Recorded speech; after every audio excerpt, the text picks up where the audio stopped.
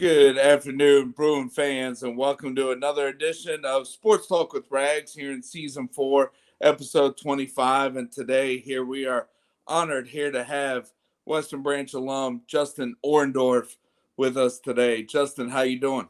I'm doing fantastic, Rags. Thanks for having me on.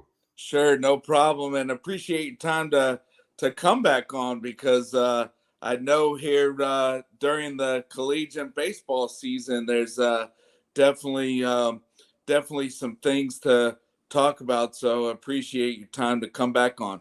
Sure. So, Pleasure being here. but hey, so let's see. So while you were here at Western Branch, you and Josh Myers here, playing for Stanko, and here with regular season high school coming to an end.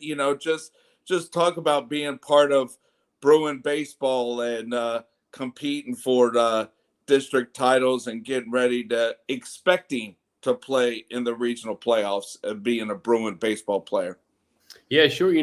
High school baseball is something that I talk about, more frequently now because I was lucky to grow up in pretty much my whole teenage years so close to the high school field. Right. And so I could walk, I could ride the bike, and obviously drive. And, back then, your extra training looked like jumping the fence and Right. in the outfield and running poles and doing lunges. It wasn't all the fancy stuff we have now. But the great thing about growing up, in Chesapeake, Portsmouth, and playing at Western Branch was the group of players that, grew up in Western Branch Little League. And then we played together, in the community on Legion Ball, is you just built such great relationships, and your kind of foundation of developing as a player. You had similar coaches with Stanko and Tony Harrell and Coach Wright and Derek Dalton. And, that was kind of how we learned to play the game. And then by the time that you get to kind of get old enough to be in high school and, go to regionals and go to states, and, it was just a great journey of how it all kind of came together. And it happened so fast. And looking back, especially with Josh Myers, who, we're still a part of DVS baseball together. And, we joke sometimes that we actually created one of the first websites back in the day of just, posting some Western Branch scores and some stuff. So, but no, best of luck to the team this year. I mean, we were fortunate enough to go to the state a couple times when I played. And, my senior year had such a great team, and we went up to play in Richmond against Lee Davis, and we were cruising. We had this fluke thunderstorm that came through and kind of washed out the game in the fifth, and took a bus ride home and got stranded on the side of the interstate for a little bit, where windshield wipers went out, had to get some Rain-X from a state trooper, got home at 2:00 in the morning, and had to turn back around like 9:00 the next day and go and play again. And we just came out a little flat, and it didn't work in our favor. But good players, good relationships, good memories, all the way around.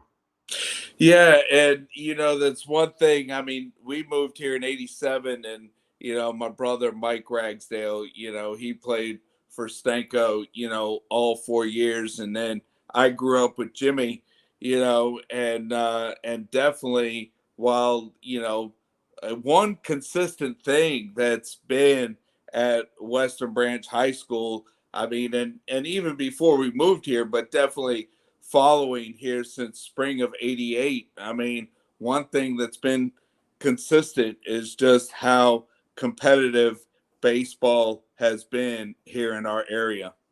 Yeah. And it's always been like that. I mean, I think that for me growing up, it was the norm, and I didn't really know any different, with the Uptons and David Wright and Ryan Zimmerman and, Mark Reynolds. I mean, it just was players upon players. And before that, you could see Kadier and Curtis over a Great Bridge. And I mean, it's just kind of like, okay, this is how it works here. And so it actually was good to play against that level of competition, or know that, David Wright was over there, not too far from you in Hickory, and you had to go play against them every twice a year, and you had to kind of prepare for that. So, I mean, it was great. I mean, we had great players, and it sounds like it has continued to kind of develop that way. Yeah, and then also, I mean, with starting out at George Washington, I mean, what was your what was your opportunities of being recruited there for college? Was it just going to camps? I mean, because it's social media. We're showing our age. Yeah, Social media right. wasn't One- out back then, and posting videos and So what was the opportunity to get recruited to play at the next level? Well, Lee Banks had formed the Tidewater Mets, and um, I played on it my junior year and did okay. And then going into my senior year, I believe it was the second tournament that we played up in Pennsylvania. I came out of the pen and pitched 2 innings, and I would probably I can't tell you for sure, but I Mhm. was probably upper 80s and hitting 90. Probably coming out of the pen, and I always had the great slider, but I did really well. And at that point, a lot of the Northeast teams saw me playing Mhm. that event, and word started to spread. And from there to then going down to Duke and playing the tournament, going to JMU regionally from the Mid Atlantic, I started to get offers, from most of the Virginia schools, some Northeast schools, some South schools, especially Coastal Carolina. But, my biggest thing going through the process was I was always wanted to kind of stay with the academics in college as well, and not let it be a pure baseball decision. Mhm. So that's eventually kind of how I decided on GW. Because I was able to get right into the business school, play ball, and it was a good fit. But at the time, I mean, it's just you had to rely upon your high school accolades, your Legion stuff, or Showcase was new, and the local scouts would kind of help you get situated as well. But yeah, it's definitely changed since I played. Yeah, and then the opportunity. I mean, you had a great season there at GW, and they did well at Atlantic 10. But then an opportunity came where you just go halfway, south towards home and be a part of VCU baseball. Yeah, that was a great transition for me. And I was one of those players to where I started to kind of hit my stride a little bit towards the end of my junior year in high school, and, put together a nice senior campaign and had a great summer. But I needed that additional year, to put another 10 pounds on, get a little stronger, and really start to commit, more time to the craft of pitching. And that's what, GW allowed me to do. And Dennis Healy there really pushed me. I mean, there's a lot of guys that can kind of shoot it to you straight and let you know exactly where you are. And so being under the kind of tutelage of him that freshman year helped really give me perspective of what hard work looked like and really kind of where I was. And I put together a great freshman year, and it allowed me to kind of propel myself into some different opportunities. And when I was considering um, transferring, I was really thinking about going to Wake Forest at the time Mhm. because their closer, Dave Bush, had gotten drafted and they needed to fill that void. And I was a closer mostly at GW, but I Mhm. really wanted to start, and Coach Keys was going to let me have that opportunity to compete for the Friday night spot. Mhm. And Jeff Parrish, who called me in the showcase team, was there, and it was familiar. And plus, it's kind of nice to be able to have your parents be able to drive, an hour and a half up and watch your games. Mhm. I've talked to a lot of parents now who their kids fortunate enough to play in college at the next level, and they really do want to be able to see those games because it happens so fast. And so my parents were able to see a lot of the games at VCU, and that was great. Yeah, and at the time, VCU was still part of the CAA. So you got Mhm. William and Mary, you got James Madison, and definitely Old Dominion. I mean, so definitely right within our state. Not a far drive to go watch you play. That's true. So the stops were there, and the consistency of being able to not have to drive as far, especially because the conference was set up that way, was definitely beneficial. Yeah, and then talk about the opportunity here. What was it? Summer of 2003, being able to play for Team USA. Yeah, the funny story about that Because it happened. I was like one of the last 8 players to get invited. And it happened to where I got invited on a week where we were finish up conference play. Yeah. And I was kind of in this week period where I couldn't go back to my dorm, and I was staying with one of my teammates, but he lived in Mechanicsville outside the city, and the service was kind of bad. It's back in 2003, and I did have a cell phone. Right. But a guy by the name of Steve Cohen, who was calling me to say, hey, we just want to formally invite you. He was like, I didn't know if you were not, taking my calls, or you didn't want to participate in Team USA or what. And I said, no, I mean, I just didn't have a signal, Yeah. It's not like my email was readily available or whatever. So I got invited out there, and I was one of the last 8. And I honestly just went out there because I thought it was an honor and a privilege, and some scouts were going to be out there. Never thought that I would make the club. Mm-hmm. And, but the Rice trio that all ended up getting drafted in the first round, they were still in the College World Series, and they couldn't get to the tryout. Oh. And, so that's 3 starters, that were depleted there, that left the door open. And because I had done some relieving and I could start, it helped me. And there's only 20 players. I mean, I think what a lot of players don't realize now, when I played, there was 20 rostered spots. Right. Now it's like a showcase event. There's like 40 guys that can play Team USA, and they don't play any games, Right. So it's kind of like, well, it's a lot different. No, we played games and we threw a lot of innings. Right. So they needed you to be reliable and dependable. But I took that to heart, and ended up turning out to where I had a great year. I mean, and it really set me up for my junior year and getting drafted. Right. And then going into the 04 season, I mean, I started my shipyard career in '97, but definitely remember the headlines there on the sports here of the Friday night at the Bud, and over 1,300 fans there, and it was you versus Verlander here, and VCU ODU on a Friday night at the Bud. Yeah, I mean, that was just such a special occasion, a special event. I thought the state of Virginia, from the newspapers all involved, the magazines involved, they did a really good job of promoting it, and building it up, and especially from family and friends and Little League coaches and former players that showed up to the game for me. And then obviously what Verlander and I were able to do, from putting on a pitching matchup, a duel, a show. I think it lived up to its billing. I know we enjoyed it. Obviously, I wish I would have been on the other side of the W there. But we enjoyed it. And I think that it was something to which you can go back and remember, so many people were able to kind of witness that event. And there was just so many people that participated in that event that were a part of my journey to get us there. Yeah. And, most recently with that event being featured on MLB Network, in the story, was just a really cool thing, because I think, where we are now, much older, right? We're 40 years old, looking back, or old guys now sitting on a stool.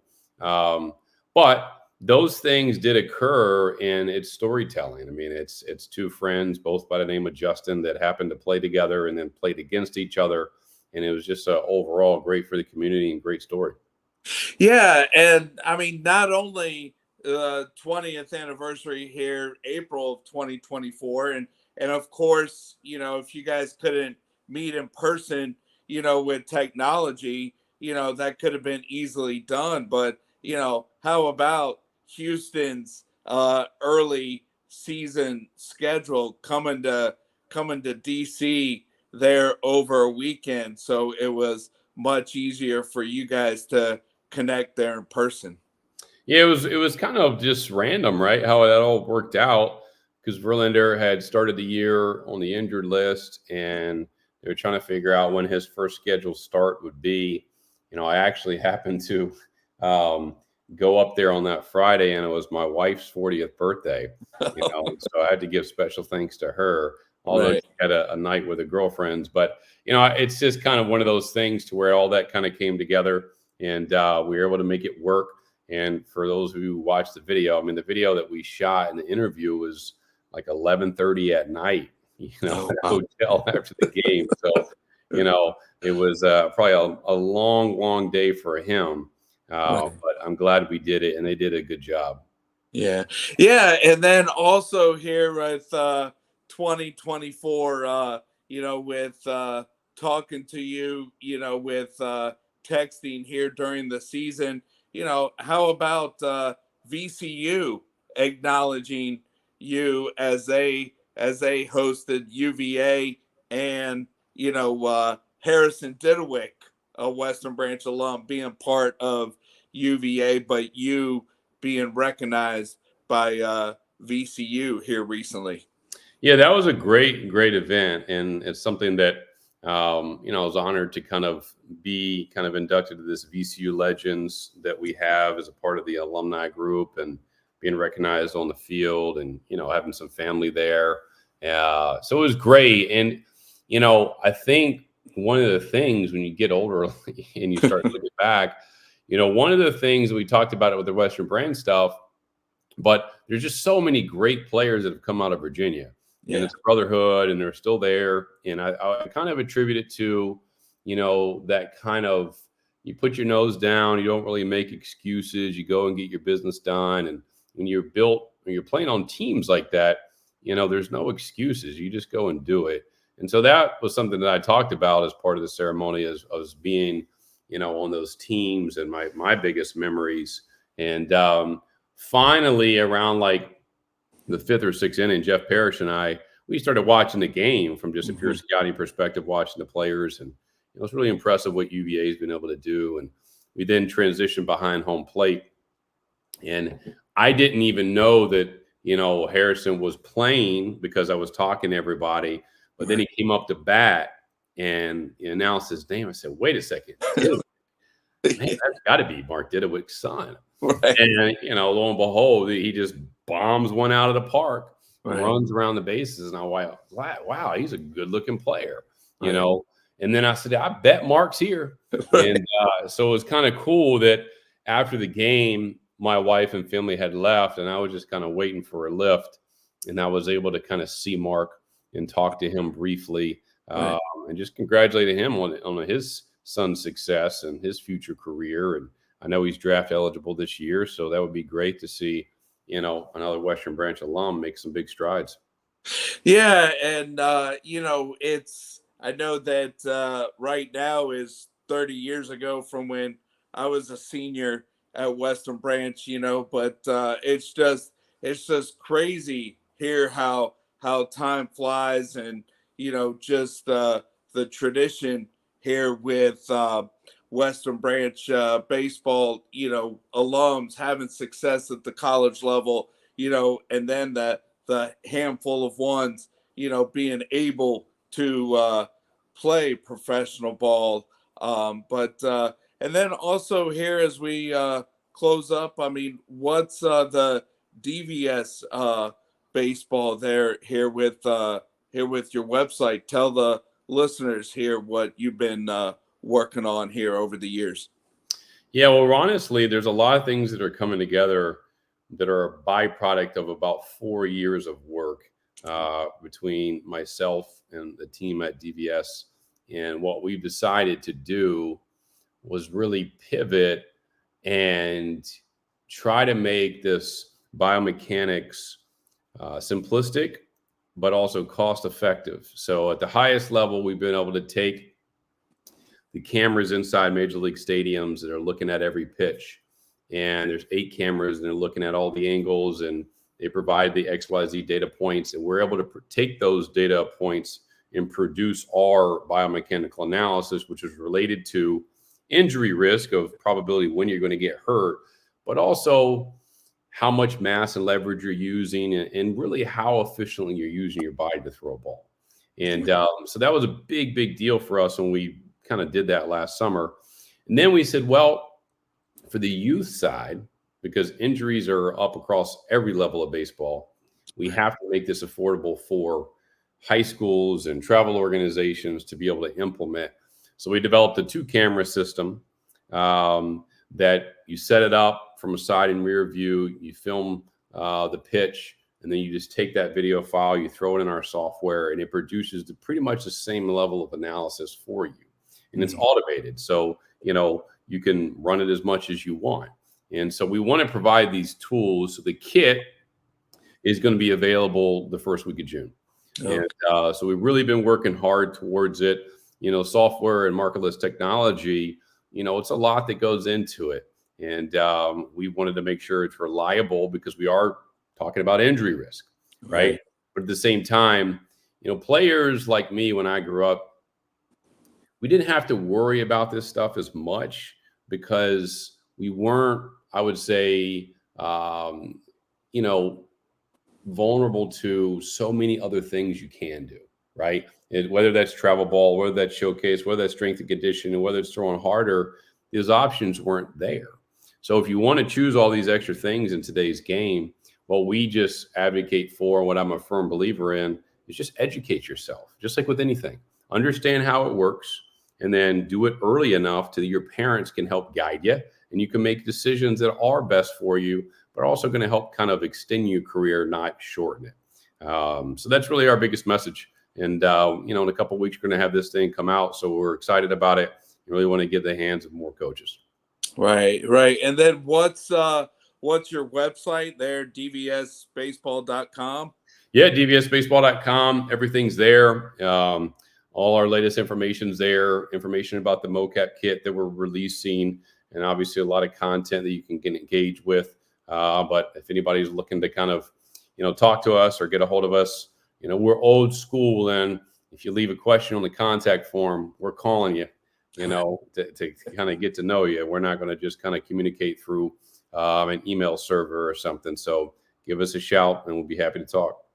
Yeah, well, Justin, it's great to connect with you and have you come back on, but also here with who you played with, who you the coaches, and who you played against.